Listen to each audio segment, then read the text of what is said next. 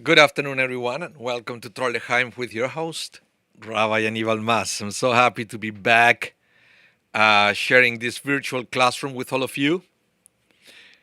As we approach to Hanukkah little by little, I hope you have everything ready to celebrate this year. I'm thinking maybe next week I should teach a little bit about Hanukkah so you can go through your to-do list to be sure that you have everything ready to celebrate Hanukkah the right way.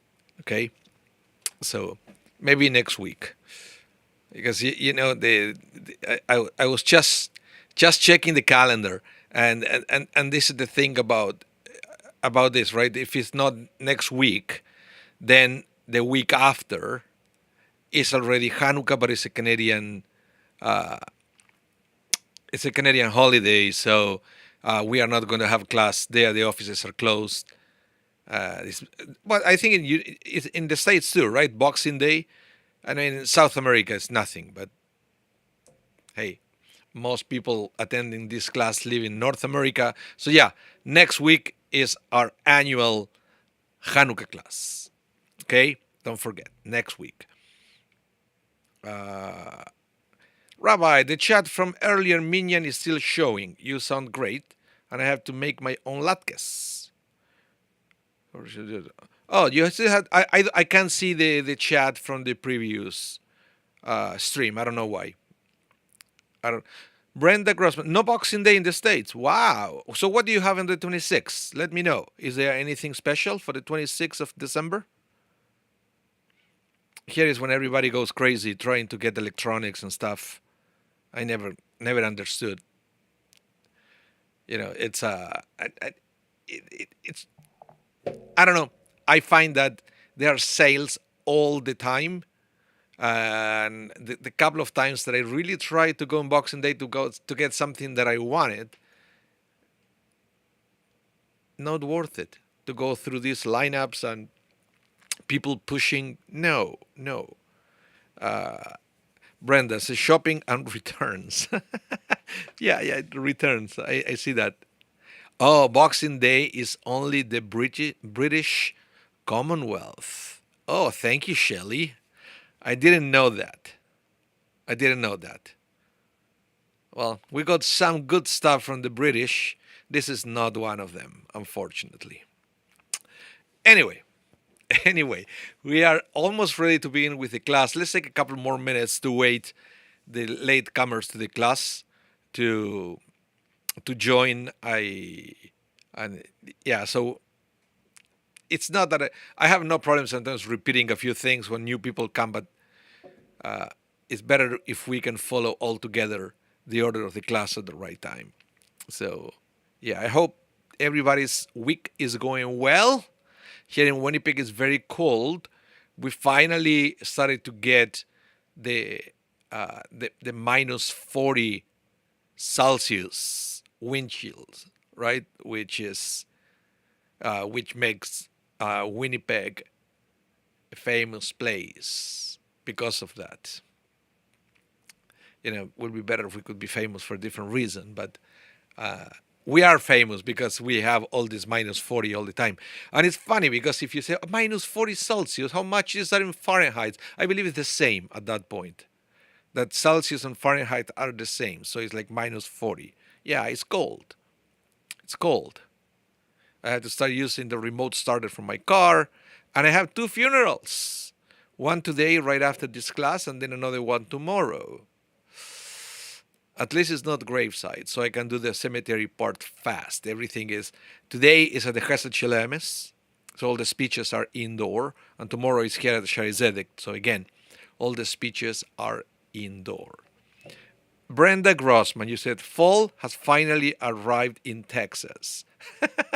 Fall, the leaves are changing, kinda late. Well, we don't have leaves anymore here.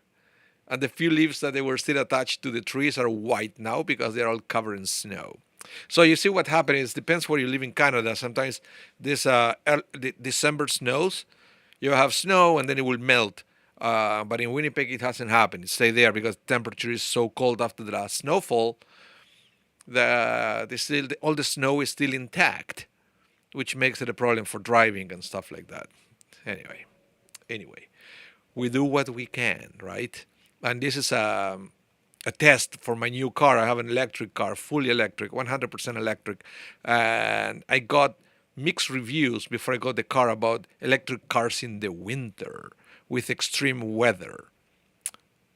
I have to say, I'm very thankful. So far, so good. It drains the battery a little bit faster, but I have a charger at home, so it's not really a problem. I don't know. In case you were considering getting an electric car and you go zero emissions for 2025, it's not a bad goal. It's good. It's a good thing. I really enjoy having an electric car and be a little more eco-friendly if you wish. Okay. So we are going to begin with the class, as I mentioned, or as you can see on the title of this class. The parsha for this week is Vayishlach, and it's very appropriate. I don't know if you ever realized that. CAA, yeah, I don't have CAA, Brenda. I have something through Chevrolet. I'm leasing the car, so it's included for the whole lease, and it's very convenient. I use it many times, so they're great. So. This week's parsha is Vayishlach. And I always thought that it's very appropriate that we read Vayishlach right before Hanukkah. It's always 1 or 2 weeks before Hanukkah. And why is that? Because if you think about this, during Hanukkah, one of the things that most people do, I'm not saying everybody, but most people do, is to exchange gifts. Do you do that? Let me know in the chat if you have the tradition to give or receive gifts during Hanukkah. Hey, I have a little guy, my son is 11, so yeah, we get gifts from him in Hanukkah. And what do I say that I find it funny is because this week's Parsha is talking about gifts. Okay? Shelley, you said never. Never about the gifts? Okay.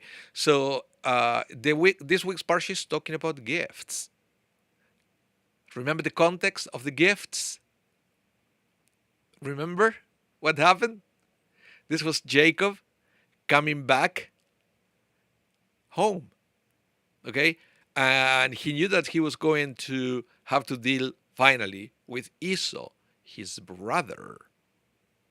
So the first thing he does is he sends gifts. It's interesting because here the gifts are presented as, how can I say, as a means to make his brother happy. So maybe whenever they re-encounter, he won't be so angry at Jacob because he will see all the gifts. And I don't know if that's you. Let me know in the chat if you feel like that. When you receive a gift, it will change your mood for the rest of the day.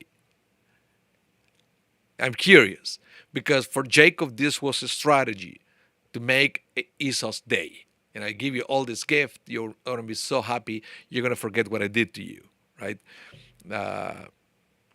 So Brenda, you said Hanukkah gelt is great.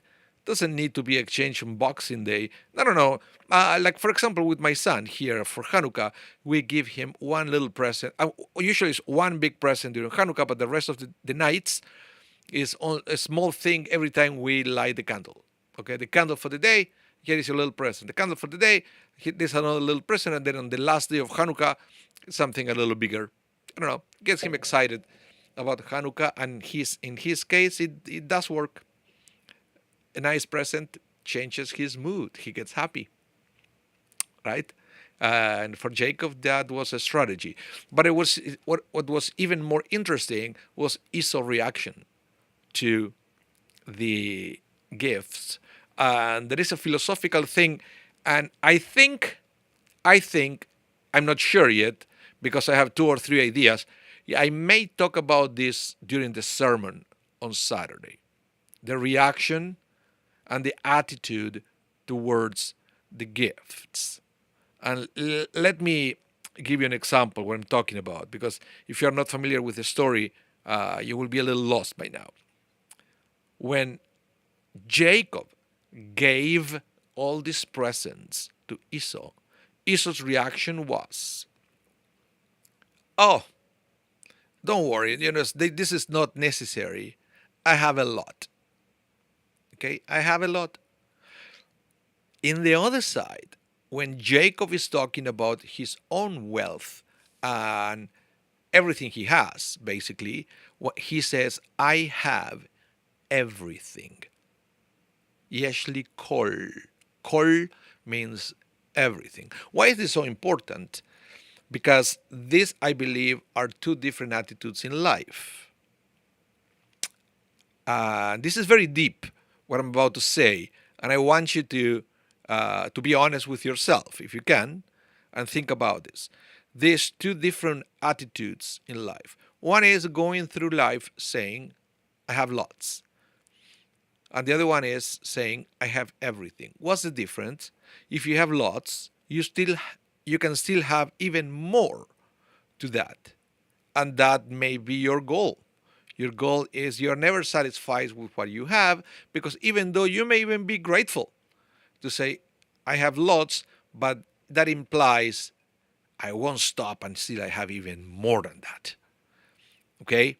And that could be in certain situations problematic. Okay? That sometimes adds anxiety, and because we tend to compare to other people. I have lots, but he has even more than that me, so forth. You follow? When you can somehow say, "I have everything," Yeshli kol, I have everything I need. Of course, you can have more, but that doesn't become your life goal to have more. Okay, it's a difficult mindset to achieve. Going through life saying, looking around your family, your friends, and say, "I'm complete. Yeshli kol, I have everything, and if I have more one day, okay, welcome." Right? Because at the end of the day, you will see that Esau said, "Oh, no, brother, don't worry about the presents. I have lots." And Jacob said, "No, no, no, I insist. Please take it with you." Okay.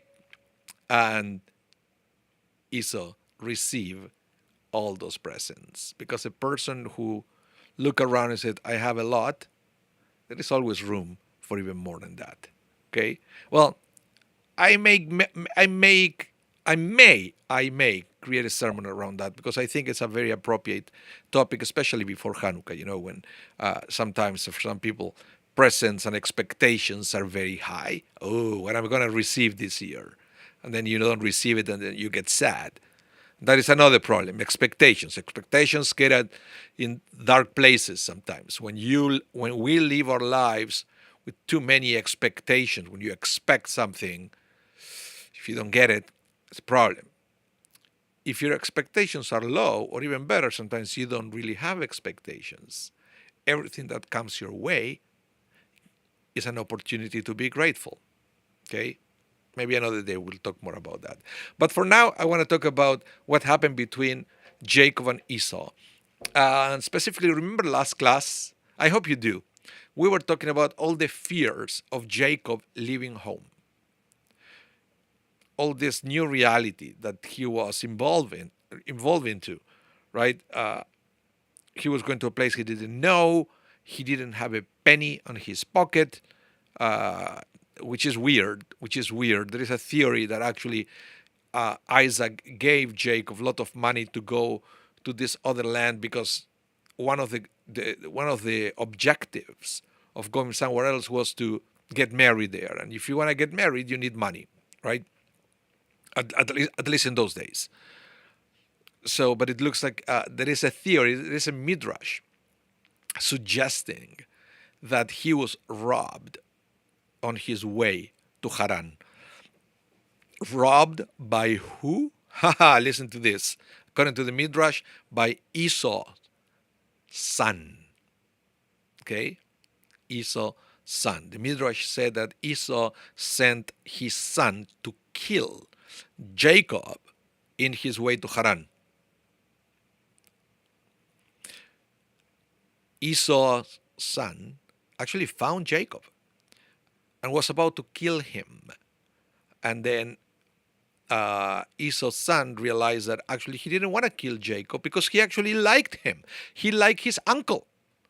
So he talked to Jacob and said, look, my father sent me to kill you. Okay? And I want to honor my father's wish. So I have to. But I also like you. Help me figure something out here. And then Jacob said, look, you don't really have to physically kill me. What you can do is to take everything I own. And that is like killing me.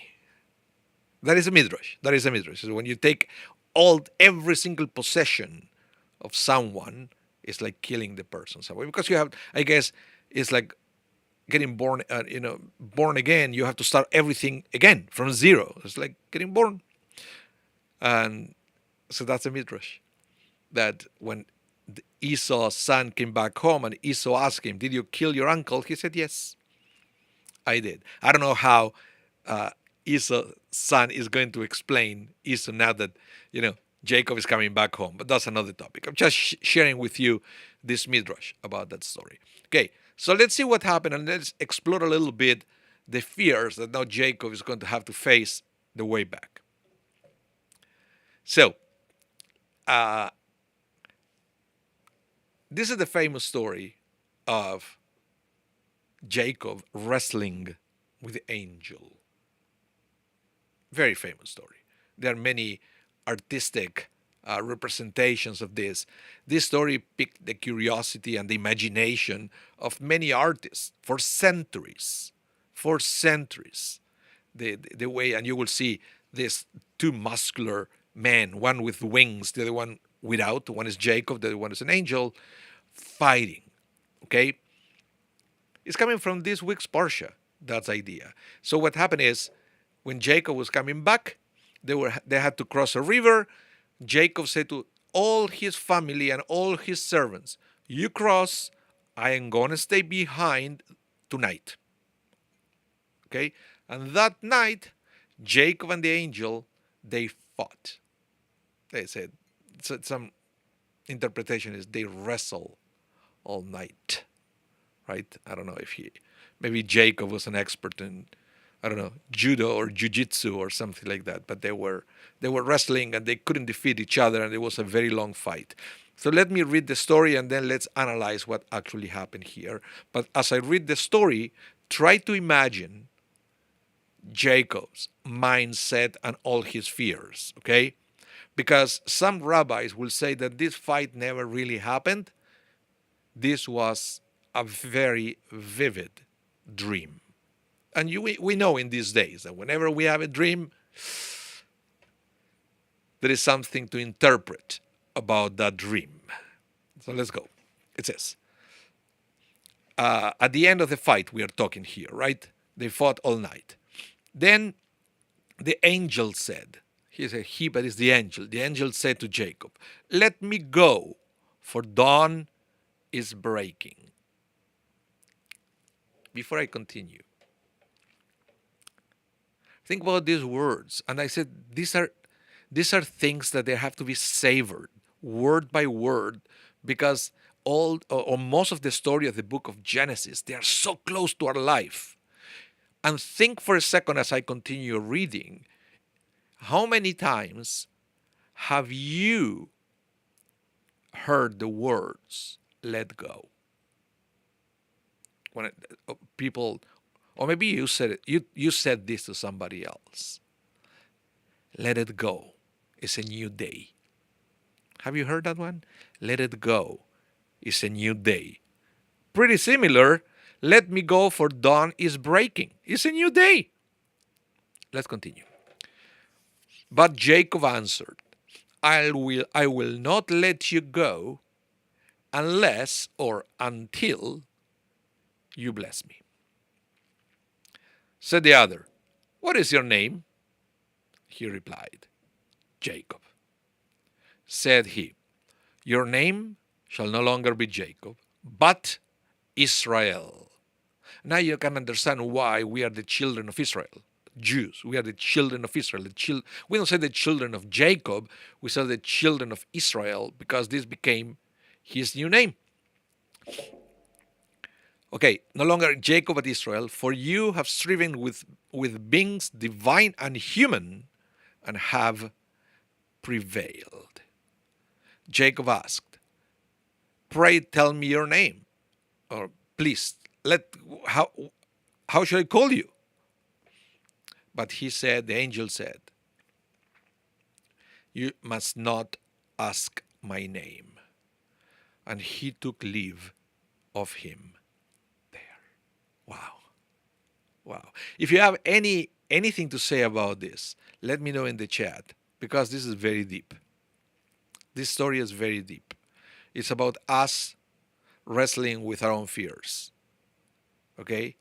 And how many times we need somebody to tell us, let it go, because it's a new day. And you may say, I can't let it go until I understand what is there for me. Because I just went through this very difficult situation. What have I gained? What have I learned?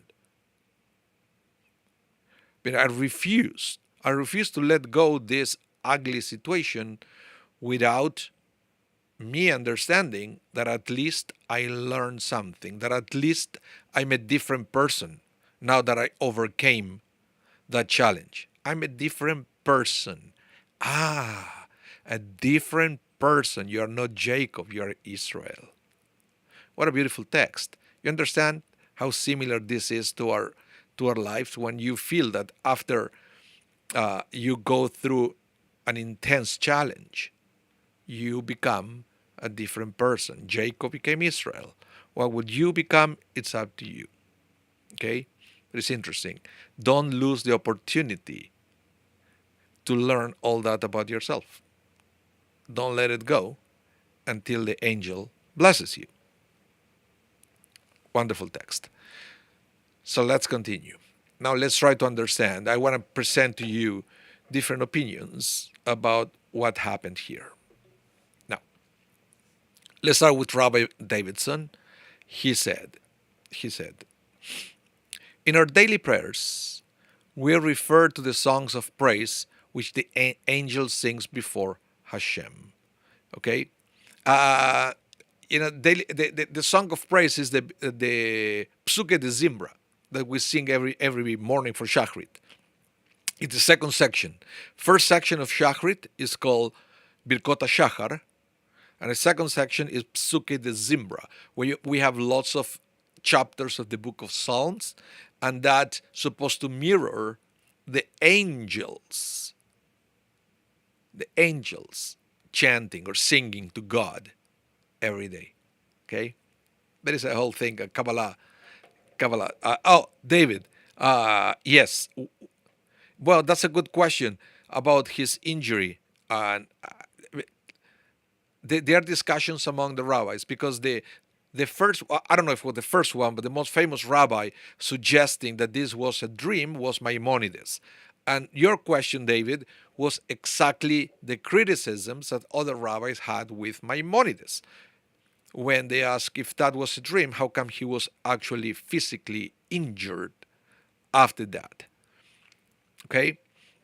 So, but sometimes it does happen that, something happened during our dream. And I remember one of my best friends from Argentina, he came with a cast one day to school and said, what happened to you? And he had a dream that he was fighting with someone, and he woke up when actually he hit the wall of his bedroom. And in Argentina, believe me, we don't use drywall. It's brick and cement. And he broke his hand during the dream. I don't know who he was fighting in the dream, but to the point that he needed a cast. So it could happen. It could happen something like that. Okay, so let's continue. In our daily prayers, we refer to the song of praise which the angel sings before Hashem. The angels have shifts, singing at designated times of day or night. Remember, this also mirrored the ladder that Jacob's dream. You see, The type of praise they sing reflects the particular angel's spiritual status. The angel singing is alluded to in the above mentioned story of Jacob's fight with the angels, at the end of which the angels pleaded with Jacob to free him, for the dawn has risen. According to the Midrash, the angel's rush was because his shift to sing before Hashem had arrived.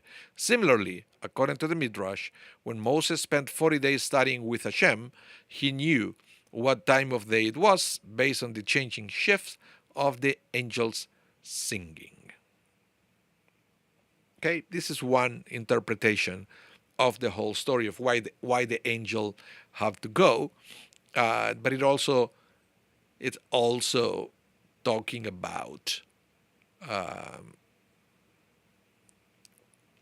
the fact that even the struggle has an expiration date.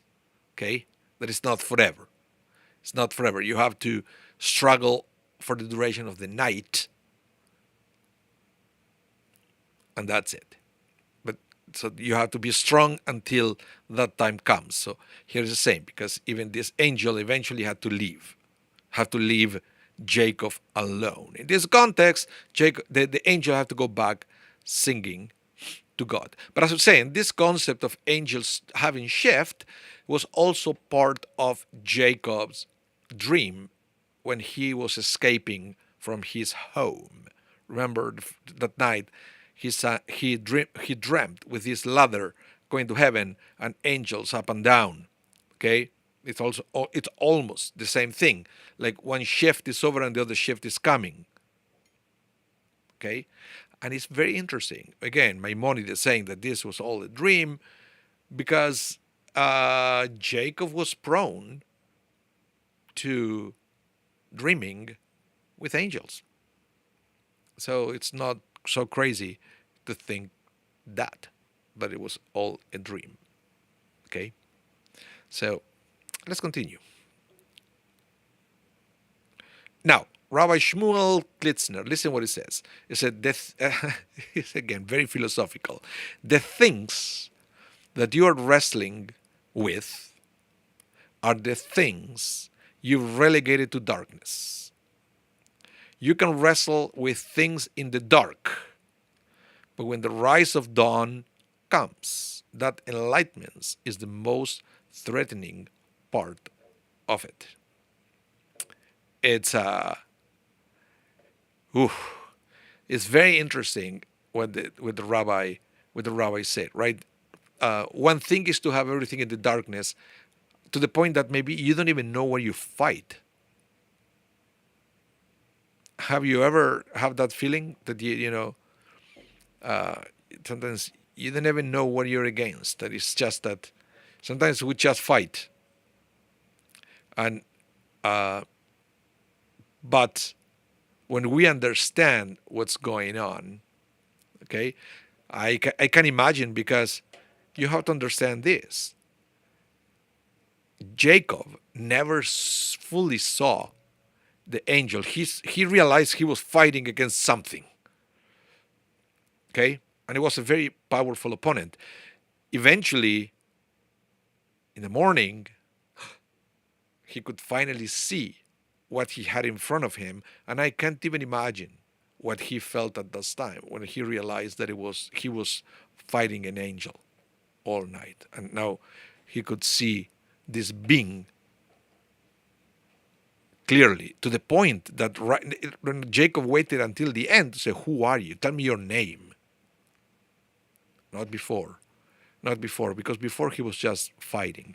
Right now that he understood the scope of this encounter is when Jacob, all of a sudden, and it gets all cramped together, gets all this request. Okay?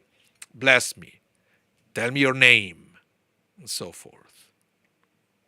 It's interesting. And I don't know, again, I think this is a invitation for ourselves sometimes to try to understand, when you will see people around going angry and they're belligerent all the time. And then you say, why? Do you even realize that you are like that? Have you ever stopped thinking or trying to analyze or to understand the why. What Jacob, it looks like, it didn't understand that until the morning, and it could be a scary moment as well. But for Jacob, that was the beginning of the blessing, because he understood everything. So as again, this is another theory, another understanding of what happened that night. Okay, if you have more opinions and more things to say, please use the chat. I always like to know what you think. Let's go to the next one. Listen to this. Now, this question is an opening to the conversation, like, where are you? And what is in your hand? And other similar places, because he knew his name when he was sent to him. What it's talking about here is, why will the angel ask Jacob, hey dude, what's your name? So if that being was an angel sent by God, God probably sent to the angel, go down to fight Jacob.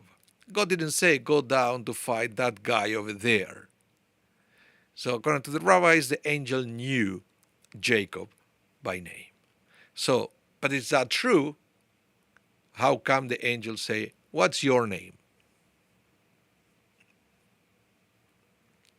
And according to Rabbi David Kimchi, the Radak, very famous rabbi, the question is like a how you call it, how you say in English, like an icebreaker. Okay, just to engage Jacob in a dialogue. How so? Well, it's the same way when God asked Adam and Eve, "Where are you?" Right? And they Adam and Eve said, "Well, we were hiding because we realized that we were naked." But how come God said, "Where are you?" God didn't know where they were? Of course God knew. But God wanted to open a dialogue with them to see if they will open up about what they just did. Okay? Same thing with Moses. When God said to Moses, what is that in your hand? So Moses didn't know. God didn't know that. Yeah. But, and this is again, what all the things have in common? God knew, but Moses didn't realize. And again, let me tell you this. Let me ask you a question. Sometimes, and it happened. I talked about that last week during the sermon. You can have the answer in your hand for a long time, and you don't realize that. So Moses was in distress. He needed to do something to get the Jewish people out of Egypt. And he didn't know what to do until God said, okay, what is that in your hand? And Moses said, it's a stick. And then Moses, at that point, realized, all right, the magic stick that God gave me. Same thing when God talked to Adam and Eve. Where are you? They were hiding, right? But maybe they didn't realize the full scope of what that means, being hiding. Can you really hide from God? Okay, now I understand. I cannot hide from God. Okay? And there is, so again, all these questions are triggering the realization of something deeper. So what Jacob is saying, what's your name? The angel knew the name, but the idea was for Jacob to remember his name, right? Oh, my name is Jacob. Now, it's not Jacob anymore, because Jacob implies trickery. Jacob implies cutting corners, taking shortcuts. You're not a Jacob anymore. Don't call yourself a Jacob anymore. You left it behind. You are much more now. Now you are Israel. Israel comes from the word yashar, which means straight.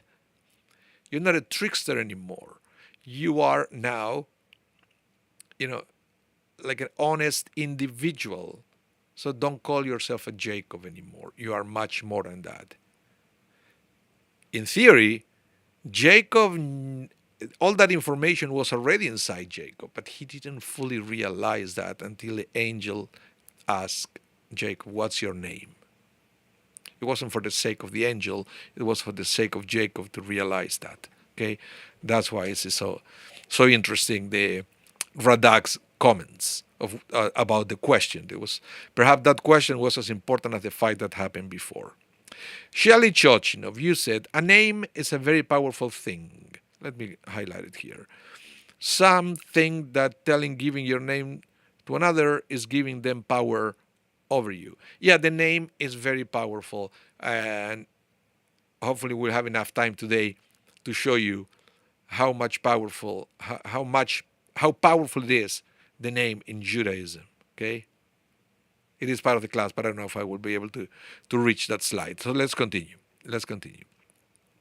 Now, Shelley, to what you were saying, names represent our identity, not simply because they're a convenient way to allow us to be distinguished one from another. Okay, it is because they define us. How can a name define you? Let's see.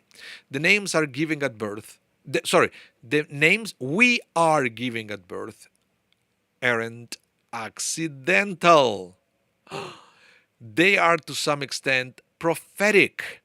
They capture our essence.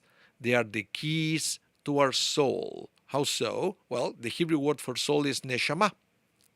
Central to that word, the middle two letters, shin and mem, make the word shem, Hebrew for name. So your name is the key to your soul. So, David, you say here, so it doesn't sound like we should name our both Jacob if it implies trickery. Well, Jacob was much more than trickery. It was a component of trickery, especially because it was used for a bad cause, right? The idea is sometimes we need to have a good imagination and to find ways to be effective, but for good reasons, not for the reasons that Jacob envisioned.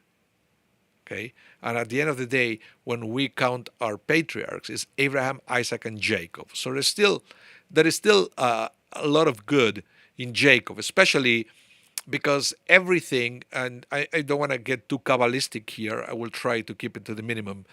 Everything could be for good reason or for a bad reason. Okay, everything is the essence of this world is a duality. The fact that everything has two sides.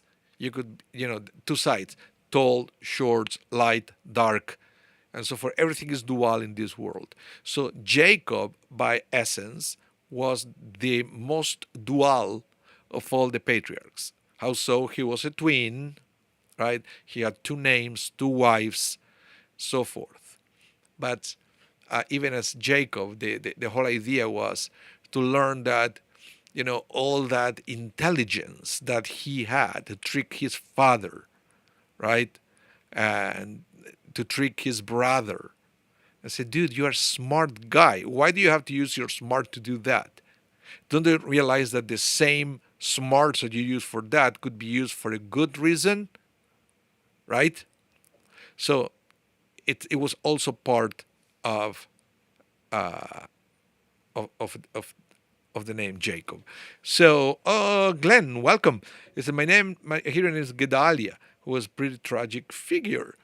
This negativity has followed me, so I wanted to change it. The rabbi said I could add to it only, so I added Gershom for Elias. Yeah, you can change actually your name if you want, and that's true. The way we do it is to add is to add to that. It's absolutely right that we can do that. But the name Gedalia, yes, you can actually talk about the historical figure of Gedalia and Jerusalem and all that. But Gedalia has much more than that. Much more than that. It's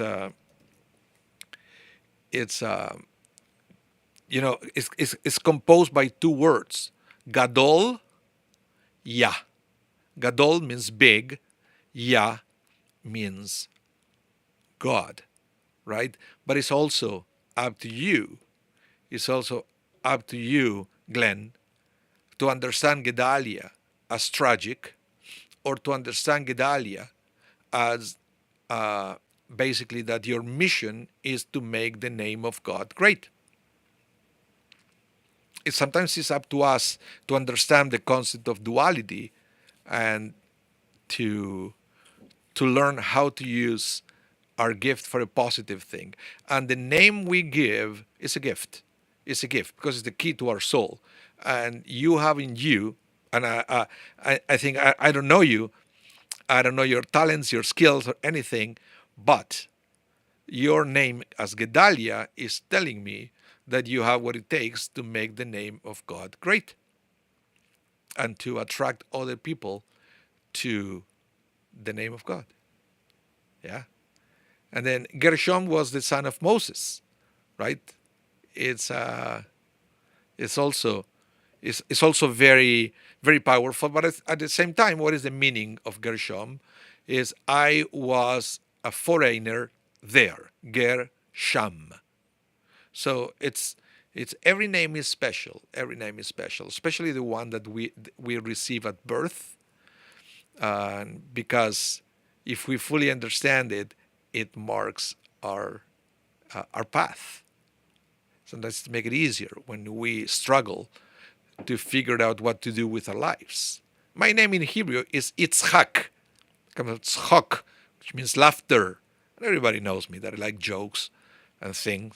And I like to feel that it's not a coincidence, right? That I like jokes and make people laugh.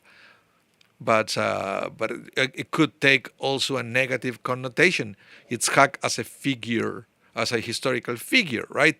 The one who was also always sacrificed by the father, the one that didn't have independence. And so I chose that my interpretation of Yitzhak, the one that is going to mark my life, is the one that make other people laugh and make them feel joy, uplift them, and so forth. Yeah. But thank you, Glenn, for bringing that up. It's very important. Okay. So, and yes, names are important. And when you think that you are naming your son, you're not naming your son. According to the rabbis, at that point, you become a prophet. You know, when you go through lists, you talk to your wife, or to or your wife talks to you, and so you discuss with grandparents and think, you think that you're choosing the name is God telling you, whispering you what the name is going to be, and that's the name you're going to use for your son because it represents the essence of their soul. Wonderful concept. So let's continue here. Now, I want to say, Glenn, that the most common way why people change the name is when they are sick, right? They are sick. Listen to this. The change of name as a cure for illness is derived from the Talmud. 4 things annul the decree that seals a person's fate, namely alms, prayer, change of name, and change of deeds, or sometimes change of the residence, the place where you live. There is a common phrase that it says, Meshane makom, meshane mazal. If you change your place, changes your mazal. Mazal is,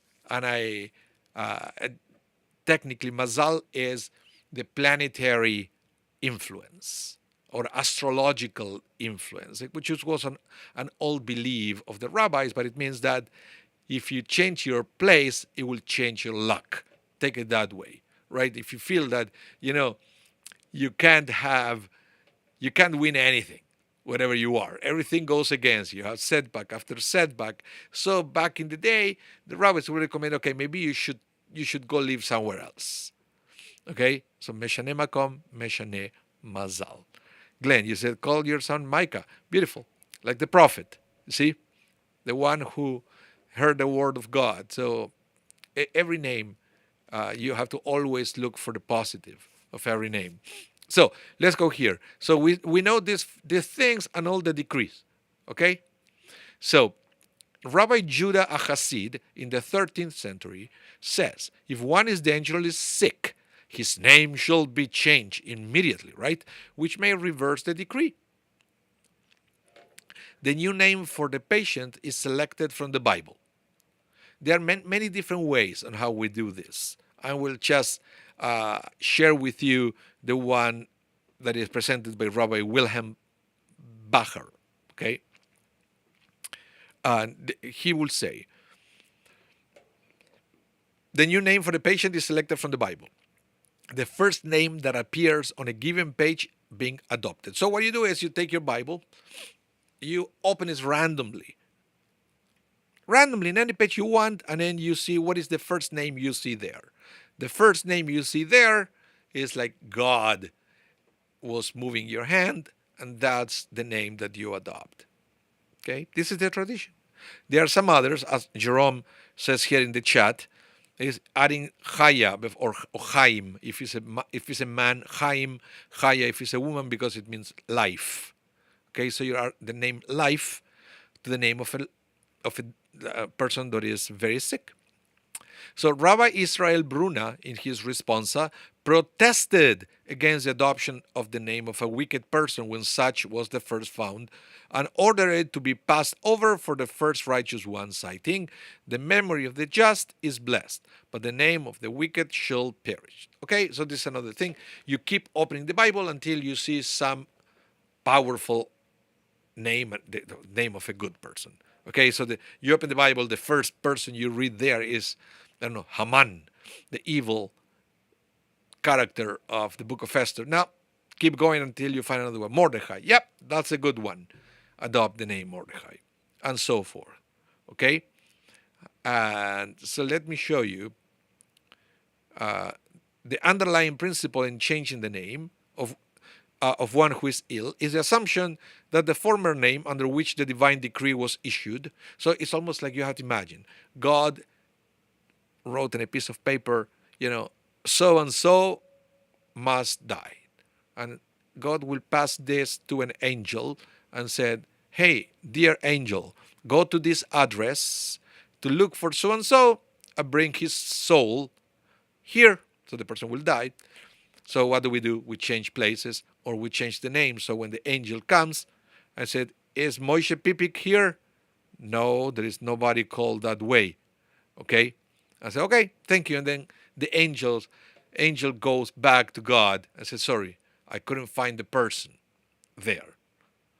And then it said, you basically, it's not that you heal the person, you gain time, because now there has to be another decree presented and so forth. That is the tradition.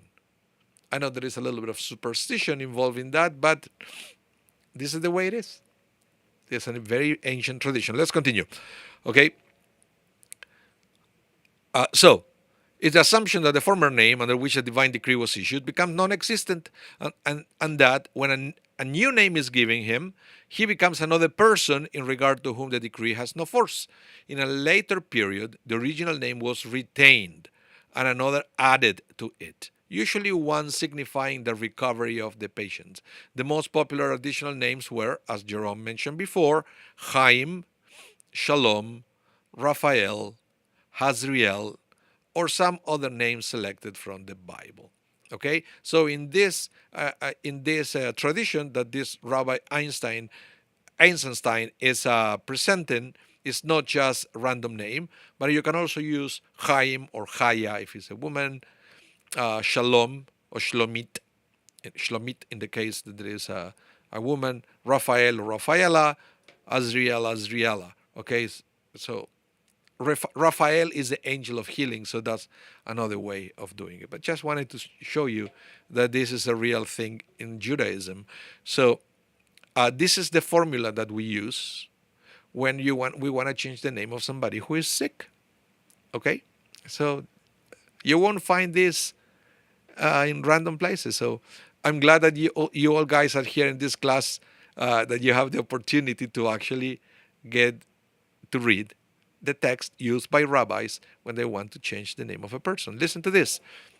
You read like this: when the righteous judgment has already decreed death from illness, behold, our saintly rabbi said, Three things annul the decree, and one of them is changing the name of the patient.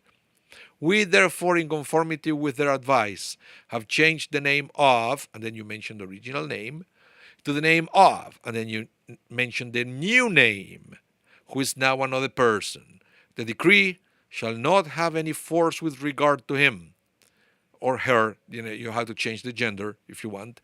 Together with the change in name, so shall his decree be reversed from justice to mercy, from death to life, from illness to perfect health. For, and you mentioned the new name, in the name of all the sacred names mentioned in his Sefer Torah, and in the name of the angels, the messengers of all healing and salvation, O Lord, send speedily and perfect cure to the name, that his days and years may be prolonged in happiness, in goodness, and in peace forever and ever. Amen. Selah. So you see, it says, in the name of all the sacred names mentioned in the Torah. What does it mean? That basically we usually say, please heal the person in the name of God. But here is the same concept, that heal the person in the name of God, but because we don't know the real name of God, in the name of every name of God mentioned in the Torah. Okay? That's the idea. And also in the name of all the holy angels. It's a way of involving the angels to pray with you to God. This is a very Kabbalistic text. Very Kabbalistic, mystical text. And yes, as I mentioned before, there is a little bit of a superstition mix here, but it's a very ancient tradition that we have, the tradition of changing the name when somebody's sick. And as far as I know, we do this once. I've never seen people do it more than once. I guess you could eventually do it again and change the name again, but I haven't seen that. But yes, I guess you can do it again if you need it. Right? Yeah, that's it. Yeah, it's a very, very interesting thing. And this is, David, what you were mentioning before, the fact that after Jacob fought with the angel injured Jacob on the side. And that's why the Torah says, that is why the children of Israel to this day do not eat the thigh muscle that is on the socket of the hip, since Jacob's hip socket was wrenched at the thigh muscle. This is a big thing in the kosher industry, that the butcher has to remove that section, and he has two options. Number one is to remove the sciatic nerve, which is very time consuming and not good for profit. Because kosher is an industry, which means that you have to produce fast enough to satisfy the market. And if you're going to stop with every piece of meat that you cut from that section of the animal to remove the nerve, you won't make any money unless you have to charge a lot of money to do that. So yeah, there are pieces of meat where the nerve was removed, and then you can eat it, but you have to be aware that if you ever ask for those pieces of meat, it's going to be very, very, very expensive. Okay? So that's the thing that you have to have into consideration, and I didn't want to close the class before answering that question. So that's why I wanted to see this thing. And I think we can leave it here, because then I wanted to talk a little bit about kashrut, because it's mentioned in this portion indirectly with this part of the animal that we don't eat, but we don't have time for that. So yeah, thank you so much, everyone, for coming to the class. I love your questions today and your comments. They were great. They were great. They added a lot to this. Sometimes I like when it's I don't like when it's just a lecture from me. I like when you have all these beautiful comments so we can do it back and forth. David, you said, as we say, no buts allowed. Yeah, something like that. Something like that. Well, thank you so much, everyone. Thank you for your kind words.